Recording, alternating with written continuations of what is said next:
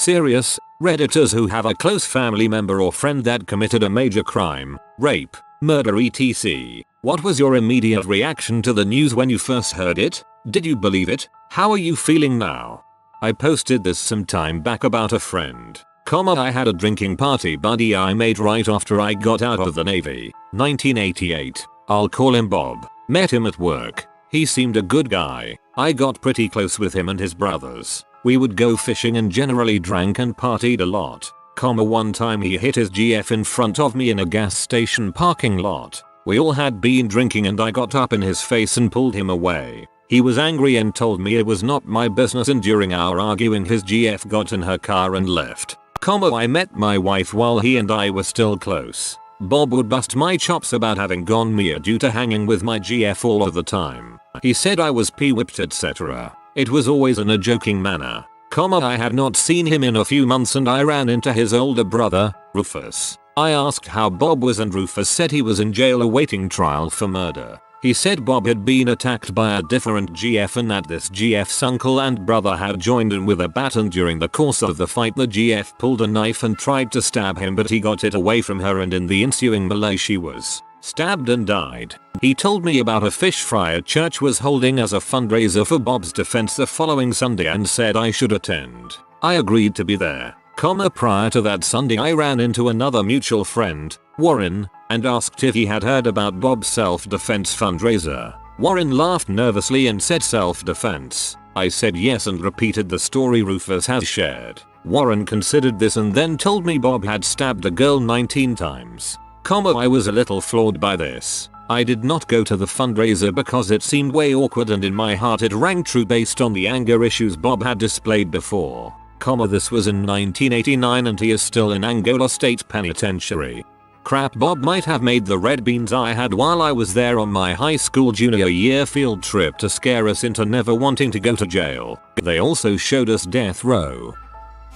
One of my best friends from school. He was always really chill and just a really cool guy. We lost contact after school and a couple of years ago I found out he had admitted to and been convicted of possessing indecent images of children, illicit behavior with a 5-year-old female and raping an infant. I was absolutely shocked. It really taught me you really don't know people.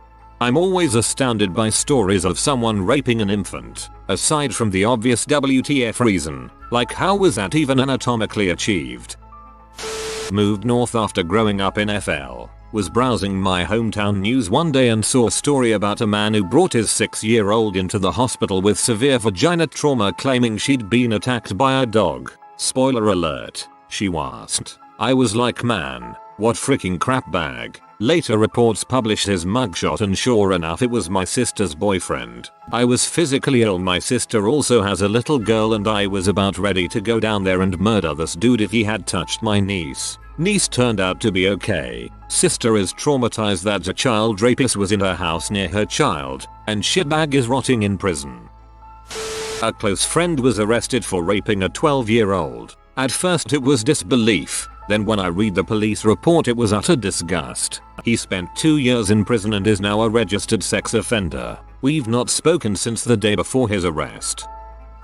When my cousin, I'll call him Steve, was 15 or so, he raped his neighbor, an 8-year-old boy. I'm about 5 years younger than Steve and he was always my favorite cousin. In fact, when I was younger, we used to play hide and seek in the dark in the house. He'd turn the lights off upstairs and I'd hide under the bed or wherever. My dad found out we were playing this and he was furious, said to never do it again. I'm not sure if he saw red flags or if he just thought it was inappropriate, but looking back it is unsettling. For context, I'm female and was about 10 when we played this game. Anyways, Steve went to some kind of juvie jail for the rape. He never apologized or showed remorse, so he stayed until he was 21. When it happened I was young enough that nobody wanted to explain child rape to me, so for a while I was just told that Steve did something very bad and was in jail. When another cousin finally explained, I was heartbroken. I haven't seen him or talked to him since he was arrested. I think he has since been accepted back by some family members, but I have an 8-year-old daughter and I have no intention of letting him near her. I have an 8-year-old daughter and I have no intention of letting him near her. Good decision. 15 is old enough to know what the heck you're doing. No need to risk your daughter's safety to test whether he's been rehabilitated or not. Given he showed no remorse, probably not. My father killed my mother when I was 7 years old. Apart from the fact that I was crying a lot, I didn't really understand what happened. Only now when I'm older I'm starting to realize the magnitude of that event. Still not sure how to react.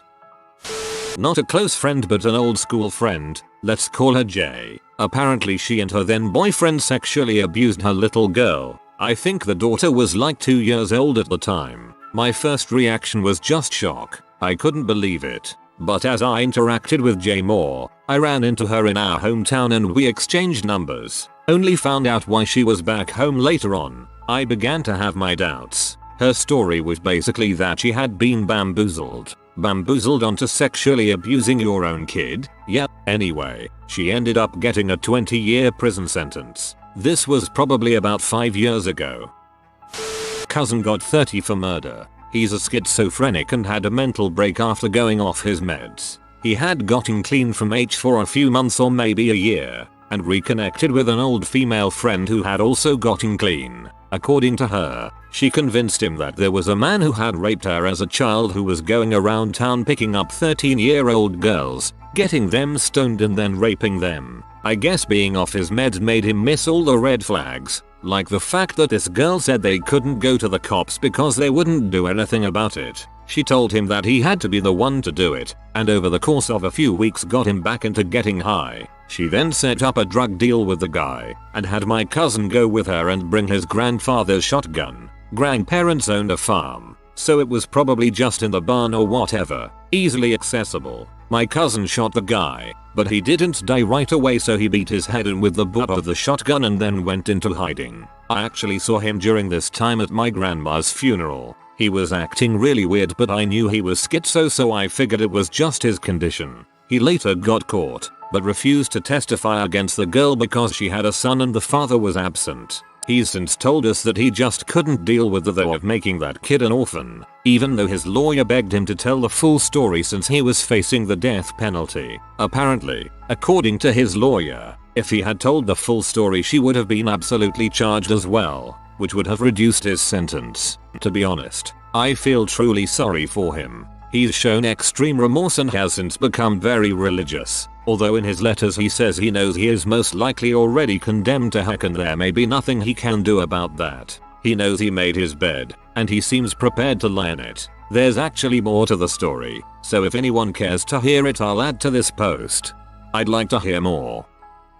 Oh crap, something I can talk about. My father was arrested for child pornography. There had literally been no suggestions of him having an addiction to it before, and when I woke up to the FBI in my house, I was mostly just confused. When they told me what they were searching for, I actually laughed, because I was certain they had the wrong house. Then, one day coming home from school, Mom pulls the car over, crying, and tells me that my father confessed to her about his collection today, and both of us had been kept in the dark for years about it. We spent 4 years awaiting trial since they had to search every electronic in the house, including phones and gaming consoles. Then, they put him on trial, where he was sentenced to 2 years, a very light sentence for the crime, most likely since he had never attempted anything sexual towards a child and was kind of your typical middle-class man. He self-surrendered, and we drove with him to the prison. I was never really close to my father,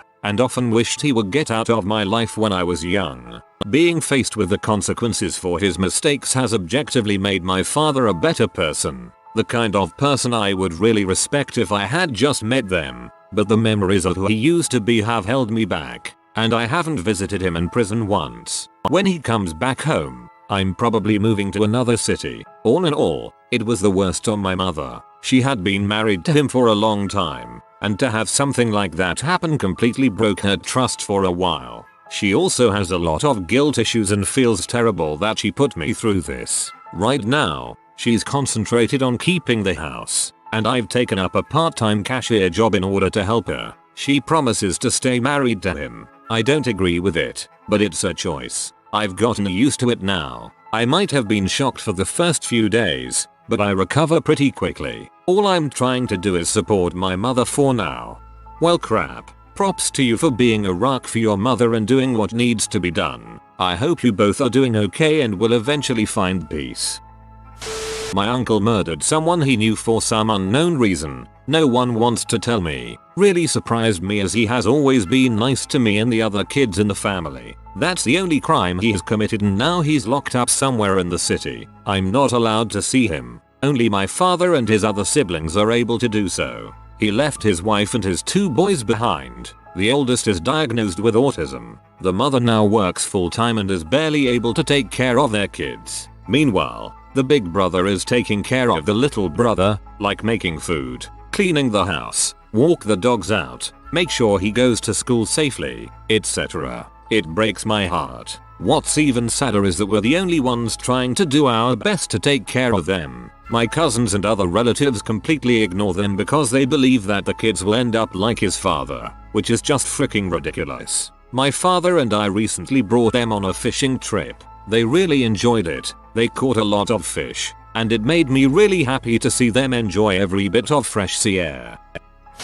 The boyfriend of my sister murdered our mother. When I got the call I thought she was making a sick joke, but I rushed to the house. I was gone at the time it happened. When I entered the street and saw all the police cars and ambulance I felt numb. I did not know how to react. I was not crying and I was not angry. I just stood there before they escorted us to the police station to get interviewed. I can't say too much about it at this time since it's so recent and it has not been to court yet. Now we feel lost and we start to miss our mother at other small things like the grandchildren laughing and doing something fun we know she loved to see and them asking for grandma. Well, it sucks. I had a really creepy neighbor who is a few years older than me. He raped a 17-year-old girl in my town, threatened her and landed in jail for rape. A few years later, he got free and raped another teenage girl after a couple of days. His younger brother, now a cop, had to arrest him. I always knew that he is a pretty fricked up guy. Don't know if Reddit considers that as major, but my dad betrayed a lot of people by convincing them to invest into solar energy in Romania and Italy. Turned out that he didn't own those solar parks that people should invest into. Got busted, got a 7-year sentence in jail. His story was all over the local news, newspaper and radio, even TV once, for weeks, mainly because he used to be a lawyer and used his position to betray people by millions of euros. Actually, me and my family were shocked, but not surprised, because he traveled a lot in the months before his arrest and often claimed to be very rich, but he never had anything left for us. So we suspected from the beginning of his solar business that something was wrong there, but when we asked, he always told us that everything is fine. So our reaction was more like, yeah, okay, we expected that something was wrong there. I'm personally very disappointed by my father's behavior, especially because even now in jail he always tells us that it wasn't his fault and shows no regrets whatsoever, even though we lost our house and got in huge debt because of him. My grandparents cut off all contact with him and my mom wants the divorce. I've got a lot of stories to tell about my father's business. It was really crazy. BTW, he seemed to be really good at betraying people. Even Google fell for his strategy and wanted to invest in his solar parks that he didn't own.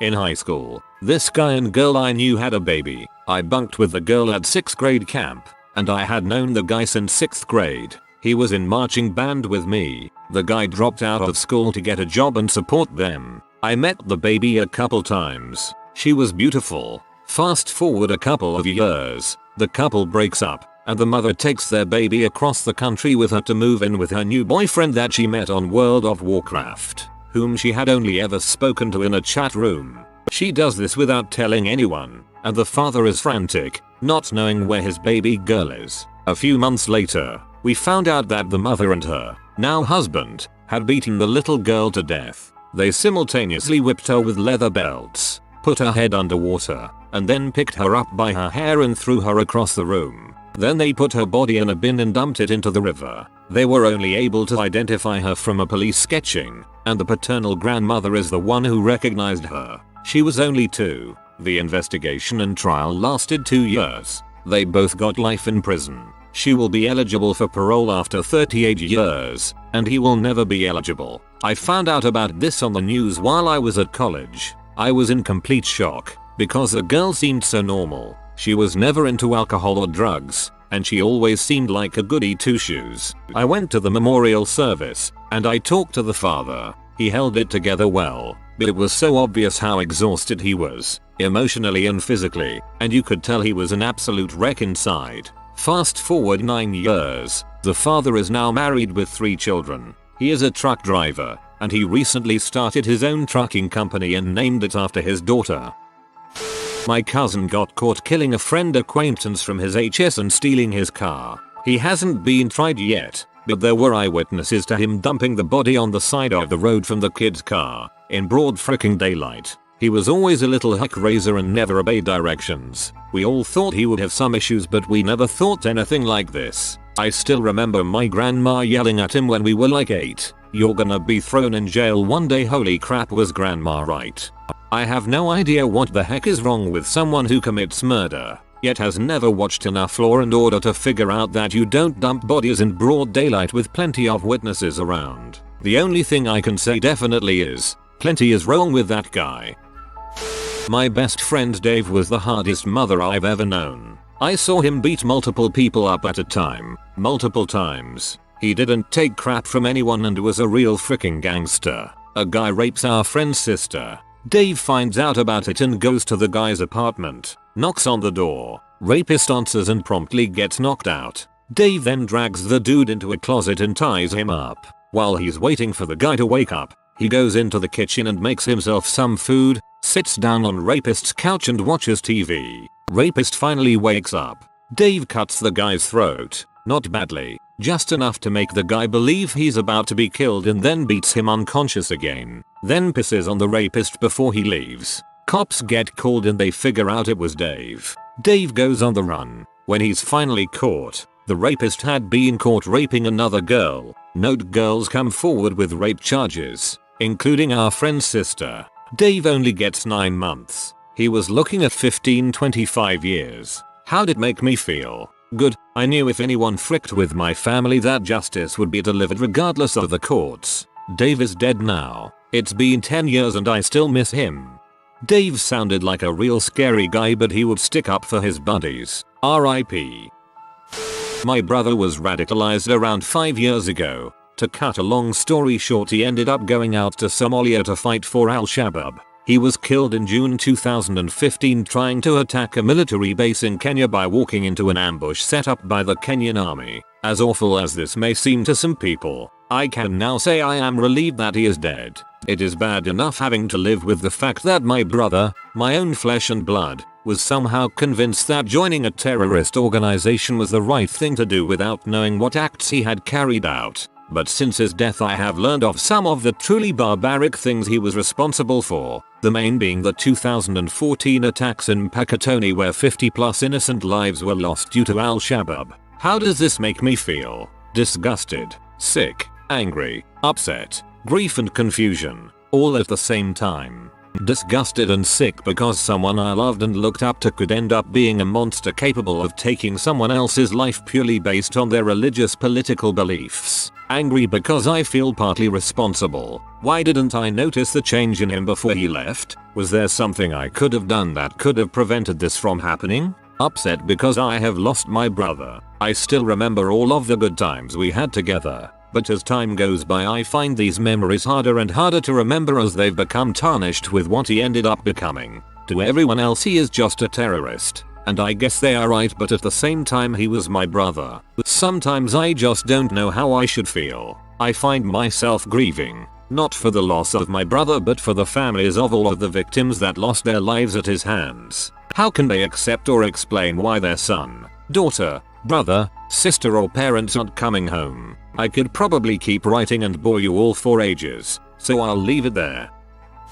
My brother has always had an issue keeping it in his pants. This goes all the way back to high school. After high school, he went into the USAF. After about 3 years, he was determined to be mentally unfit for military life and was discharged. We don't really know the story of what happened. We guessed it had something to do with putting his dong where it didn't belong. Our friends and family started placing bets on how long it would take him to become a registered sex offender. My bet was 2 years. 3 months after he was discharged, he was arrested for locking a girl in a bedroom, pulling his junk out and saying things like, "You know you want this." She freaked out. While he didn't actually physically do anything to her, she had him arrested for unlawful entrapment. He received a 6-month conditional discharge. This wasn't a surprise to anybody. 6 months and 3 days later, he gets arrested again. This time, 3 charges: a forcible rape of a 19-year-old girl, and 2 charges related to sex with a couple of 16-year-old girls.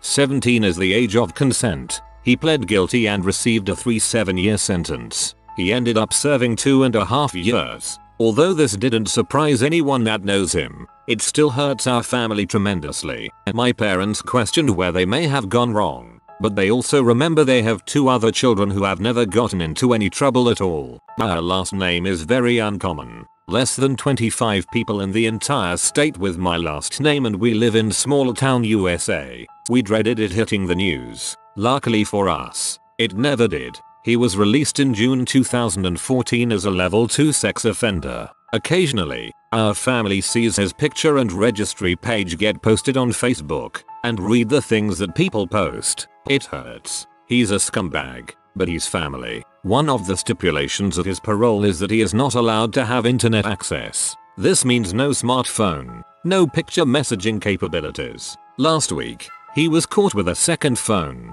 He was dragged back in. When they searched the phone, he was found to have child pornography. Our family is just sick our stomachs about it. This time, it has been plastered all over the news. I love the kid. He's my brother, but I hope I never have to talk to him again. I don't wish harm on him. I hope he gets through his sentence and gets the help he needs, but I don't want to be any part of the rest of his life. I have always wondered how the family deals with these things, especially when it is not incest within the family. Thank you for sharing your experience. Thank you for believing the victims. Had an old drummer from a band call me one day. "Hey the Red Paw, I am going to need a favor. I got in a little trouble with one of my students. On his lawyer's advice he would say no more. He needed me to go clean out his apartment as he would not be needing it for a while. He was a music teacher and he was caught red-handed molesting at least 3 of the kids, all single digits in age. He is doing 18 to life. I have not visited him in prison. He can stay there for all I care." A cousin of mine was convicted of murder with premeditation. He tried to rob a friend's house and killed his friend in the attempt. My immediate reaction was I knew something was off about him. I can totally see it and believe it. He and his family also lived next door to me and moved out about a month before the murder happened. Looking back, I remember he was definitely casing my house and valuables at one point, but at the time I just thought he was a creeper. Now, I feel for his family. I can't imagine the thoughts that must run through the heads of his mother, father, brothers, and sisters. My former stepfather raped my sister. At the time I wanted to see him in pain. Now I am glad he has to live with a life of stigma for being a registered sex offender. My sister's in the process of divorce. Soon to be ex abducted her and tried to kill her. I was surprised, but not surprised if that makes sense. This is the type of crap that only happens in movies and other people write. The year they were separated, he started on a downward spiral of stalking her, drugs etc. I never thought it would ultimately end up the way it did, but maybe it was the only way to get him to finally leave her alone. She ended up escaping, and over a year later, many court dates, he is being sentenced to 13 years in prison. Right now I feel like freaking good riddance. He's one of those types that I believe can't be rehabilitated. There's just no freaking hope. I hope he dies in prison BC, otherwise we're in for another crap show once he gets out. This is my husband's family. His uncle, the youngest of 6, had an undiagnosed mental disorder and grabbed a baseball bat one day and decided he was going to kill both his parents and my husband's mother, who was staying at the house that day. He ran in and bashed his father's head in, killing him. He then went and attacked my mother-in-law, but she had metal curlers in her hair and they took the impact of the bat, so she was able to fight him off and lock the door. I guess her room adjoined to their mother's room, so she was able to get her mother, and the two of them escaped out a window and got a neighbor who called the police and then came over with his gun and talked him down a bit. The son was put in a mental institution instead of jail, and apparently the mother even went and forced the other kids to go and visit him often. My husband's mother was never happy about going and didn't see the point in forgiving him so easy. A lot of his aunts and uncles still see him often and speak fondly about him. My husband doesn't really mention him. He said the whole ordeal really traumatized his mother so much that he still doesn't feel comfortable being around him. I knew this guy in high school who murdered his mom. I wouldn't really say we were friends, but we hung out with a lot of the same people, so I did know him. He was always quiet, and when he did speak to us it was usually some dark creepy comment about whatever we had been talking about. One day he asked his mom while they were driving if they had named him after Lucifer. She said no, so he pulled the car over and stabbed her 75 times. I was really sad about it because everyone knew he needed help before it happened and he never got it. I had another friend in high school who just went to jail for human trafficking. I remember girls used to ask me why I hung out with him because he always tried to get them to have sex with him in the stairwells at school. When I found out he was in jail I was kind of shocked, but when I thought about all of those girls that were weirded out by him I was like, okay, I guess this makes sense. Nobody in my family actually worked as I grew up. I never understood it. Then I learned they were involved seedy things. I didn't know the extent of the seedy things until a raid occurred at one of my dad's haunts and the police turned up evidence of drug, weapon, and people trafficking. News got out that dad was a part of that group but never saw a conviction. I was very alarmed, and I ran away from home. I have not been in contact with my dad's side of the family since. Congratulations on getting out. A couple years ago I got a text from a friend saying my sister, who was a teacher at my hometown high school, had been taken away by police in the middle of class and that she had sex with a student. At the time, my sister was about 30, married, and had 2 young sons. She was also well respected by anyone that knew her. She was class president in high school and active in church and all that stuff. So when I was being told what was apparently happened I was completely sure it was some kind of joke or lie or something. I just absolutely didn't believe it. Then I get on Facebook and it's all over there. Later my mom called and said my sister had lost her job and that while her car was at home no one could find her and she wasn't answering calls or texts. She was sent home after being taken out of school for some reason. At this point it all was so surreal that I almost felt nothing. When my mom said they couldn't find her I honestly expected she went in the woods and killed herself or something. It turned out she had been picked up from home and taken in for questioning and they confiscated her phone. Anyway, all the local news stations came to our small town and I would be watching TV and see news reports about my sister. Very weird feeling. It was weird even talking to anyone, even if what was happening didn't come up, just because I knew everyone knew and I knew they wanted to ask questions. There were so many rumors about what she did. I just asked her if she had done something bad and she said yes. I still have no idea if it was sex or just texting or what. I don't want to know. Her poor husband SMH.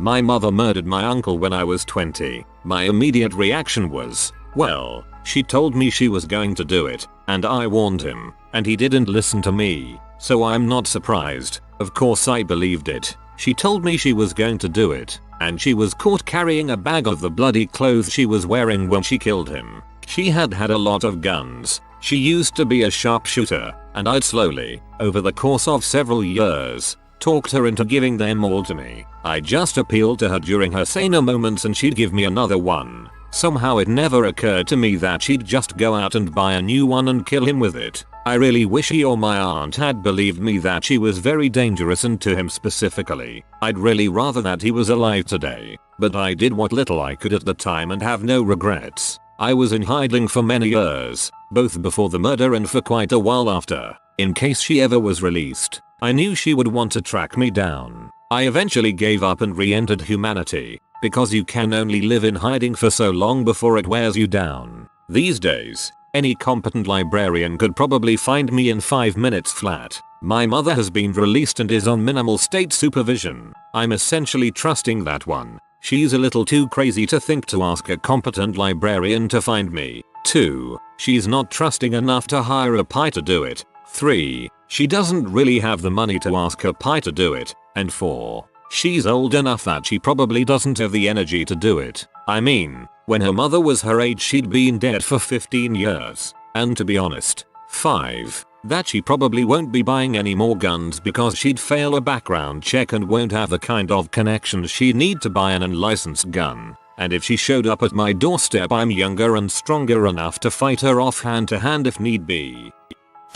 My stepbrother got involved with drugs early on. It can be bad road for some folks. When he got involved with crack it got real bad. He sold pretty much all of his stuff for drug money then moved on to our stuff. Tried everything, interventions, programs, changing locks, all of it. It sucked. Takes a toll on the family. My mom and stepdad tried to get him help, but it's not easy to kick. He sold my Nintendo and all the games. Anywho, when he ran out of our stuff he tried stealing other stuff, breaking and entering with one of his buddies. This lady a few towns over, lived alone, woke up and his friend got startled, so he says, and shot her. She could have survived, but couldn't get to the phone and I guess it wasn't loud enough for the neighbors to hear the gunshot. She bled to death trying to get to the phone. They both went away for a long time. Nobody was surprised. I figured they'd find him dead one day. The shame is an innocent woman and you can't help but wonder, did we do enough? My stepdad visited him.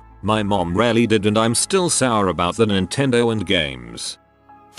My brother Daryl and his boyfriend went to New Mexico back in '97. Not sure why, because I can't believe that would be a good place to go in '97 for two gay men. But they went. A week later the new paper for our home, in Georgia, has his picture in it declaring him an accomplice in the murder of a city official in this little podunk town in New Mexico. Everyone in the family is just thinking there's no effing way. Not Daryl. He's the good one. Turns out he had nothing to do with it. It was his boyfriend. Now my other brother, Jerry, used to have the FBI investigating him because he belonged to a large gang in Mississippi. And yes, I was just as surprised as anyone that Miz has a gang, much less a large one. We know for a fact he's killed people. The FBI arrested him on drug charges, then began searching his massive ranch for bodies. Never found any because, in his words, he wasn't stupid enough to leave them there. We just accepted that about him, I guess. Around us he was a nice guy with a drug problem who would rob you blind to get his fix. Apparently he was also their enforcer for a bit. Fun times, I suppose. If you are new to the channel, you can subscribe. I publish new videos every day. Until then, check another video.